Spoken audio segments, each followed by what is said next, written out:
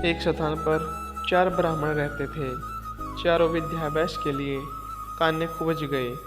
लगातार 12 वर्ष तक विद्या पढ़ने के बाद वे संपूर्ण शास्त्रों के पारंगत विद्वान हो गए, किंतु व्यवहार बुद्धि से चारों खाली थे।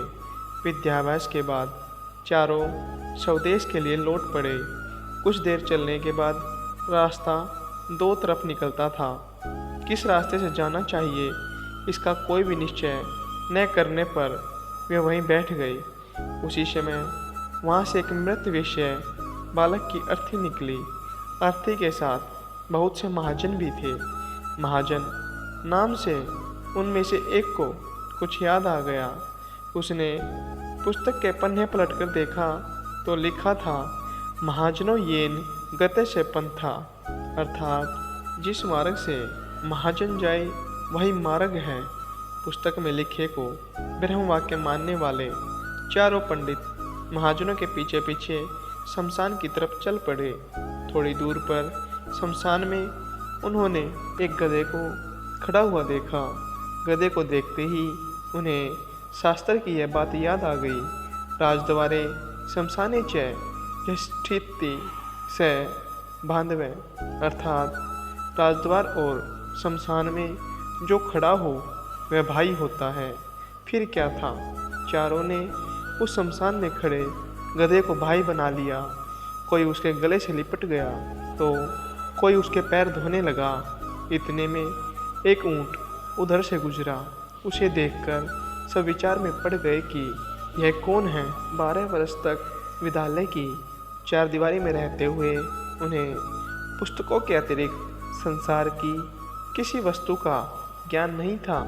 ऊंट को तेजी से भागते हुए देखकर उनमें से एक को पुस्तक में लिखा यह वाक्य याद आ गया, धर्मस्य त्वरिता गति, अर्थात धर्म की गति में बड़ा वेग होता है। उन्हें निश्चय हो गया कि वेग से जाने वाली यह वस्तु अवश्य धर्म है। उसी समय उनमें से एक को याद आया, इष्टम धर्मेण योजियेत, अर्थात धर्म का संयोग इष्ट से करा दे।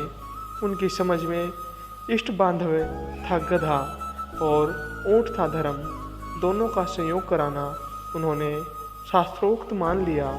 बस खींच खांच कर उन्होंने ऊंट के गले में गधा बांध दिया। वह गधा एक धोबी का था। उसे पता लगा तो वह भागा हुआ आया। उसे अपनी ओर आता देखकर चारों शास्त्र प्रांगत पंडित वहाँ से भाग खड़े हुए। थोड़ी दूर पर एक नदी थी।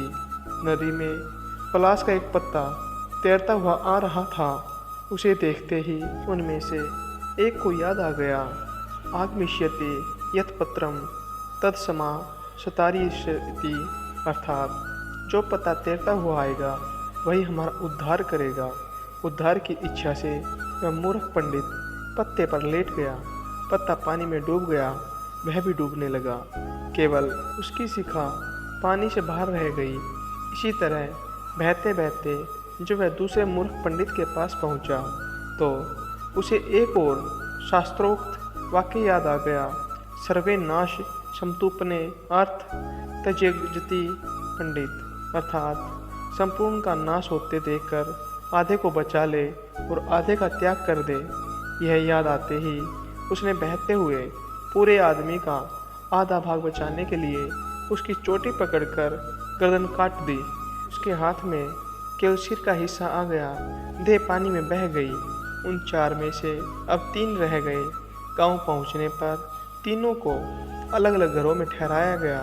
वहां उन्हें जब भोजन दिया गया तो एक ने सवेय को यह कहकर छोड़ दिया, दीर्घसूत्री विनश्यति, अर्थात दीर्घ तंतु वाली वस्तु नष्ट हो जाती है। दूसरे को रोटियां दी गई तो उसे याद आ गया, अति विस्तार विस्तरणी तद्भविन चिरायुषम, अर्थात बहुत फैली हुई वस्तु आयु को घटाती है। तीसरे को छेद वाली वाटिका दी गई तो उसे याद आ गया, छिद्रेशवनर्था बहुली भवंती, अर्थात छिद्र वाली वस्तु में बहुत अनर्थ होते हैं। परिणाम यह हुआ कि तीनों की जग हंसाई हुई और तीनों भूखे भी रहे। सीख, व्यवहार बुद्धि के बिना पंडित भी मूर्ख ही रहते हैं। व्यवहार बुद्धि भी एक ही होती है। सैकड़ों बुद्धियाँ रखने वाला सदा डामाडोल रहता है। जो लोक व्यवहार नहीं जानता उसकी दुर्गति होती है।